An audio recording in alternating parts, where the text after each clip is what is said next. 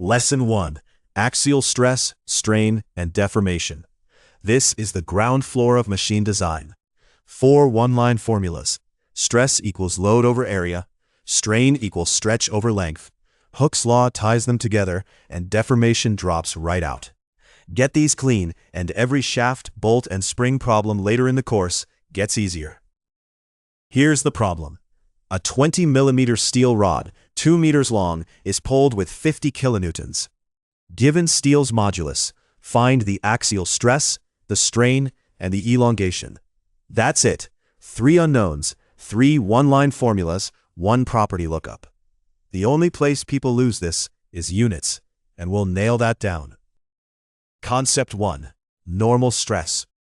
Cut the rod perpendicular to its axis, and the internal force spreads over the cross-section as stress. Sigma equals P over A.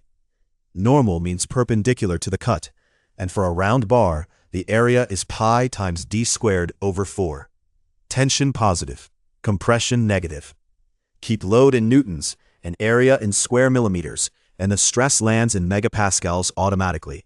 1 megapascal is 1 newton per square millimeter. Concept 2. Strain and Hooke's law.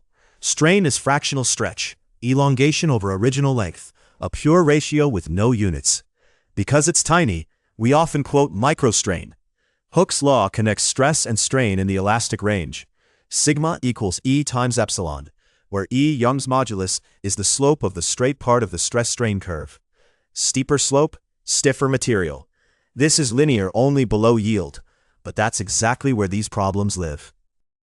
Concept 3. Deformation. You don't memorize a 4th independent formula. It drops out of the first 3. Set P over A equal to E times delta over L. Then solve for delta. Delta equals P times L over A times E. Read it physically. More load or more length stretches further. More area or a stiffer material stretches less. That single expression handles almost every elongation question you'll see. Concept 4. Poisson's ratio. Stretch a bar and it necks in sideways. Compress it and it bulges. Poisson's ratio is the negative of lateral strain over axial strain, and the minus sign keeps it positive, about 0.3 for steel. 2 payoffs. It tells you the sideways dimension change, and it links Young's modulus to the shear modulus through G equals E over 2 times 1 plus nu. That relation is why E and G are not independent. Setup. Build the variable table.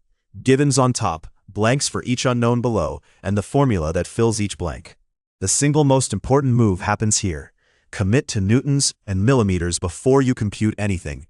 In that system, area is square millimeters, stress is megapascals, and elongation is millimeters, with no conversion factors sneaking in mid-problem. Modulus stays consistent in this unit system too. Solve. Part 1. Stress. Area is pi times d squared over 4. Stress is load over area. That gives the axial stress.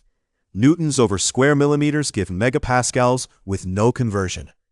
And that's well under yield, so we're safely elastic. Part 2. Strain and elongation. Strain is stress over modulus. Multiply by length for elongation. Cross-check straight from PL over AE. Same answer. 2 roots, 1 answer. If they disagree, you dropped a unit. Final answers. Stress about 159 megapascals in tension. Strain about 796 microstrain. Elongation about 1.59 millimeters. Bonus. Poisson's ratio says the bar necks in. Lateral strain is minus nu times axial strain. Roughly minus 240 microstrain. So the diameter drops about 5 microns. Tiny here, but the same effect drives press fits and pressure vessels down the line. Traps. 3 ways an easy problem still bites. 1. Units. Square millimeters with newtons give megapascals, but slip in square meters, kilonewtons, or gigapascals, and you're off by a factor of 1,000 or 1,000,000. Commit to newtons and millimeters and hold it. 2. Sign. Tension positive, compression negative. A compressive load shortens the bar, so carry the minus. Don't just report size. 3. E is not G. Young's modulus governs stretch, shear modulus governs twist. For steel, G is about 80 gigapascals, not 200. Swapping them is a silent, total miss. Quick recall. Stress is load over area. Strain is stretch over length. Hooke's law links them through the modulus. Deformation is P times L over A times E. Poisson's ratio ties axial strain to the sideways contraction and connects E to G. And the golden rule that saves the most points: convert to newtons and millimeters once up front. Master these 5 lines, and the rest of machine design is this framework plus geometry. Next up, Lesson 2, Shear Stress and Strain. Now the load acts across the section, not along it. Picture a pin cut by a transverse force.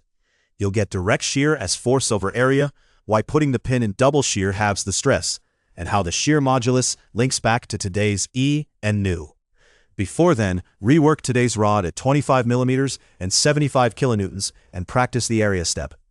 Everything's at peprepengine.com. Cheat sheet, work solution, and a quiz attached here. If the course helps, subscribe.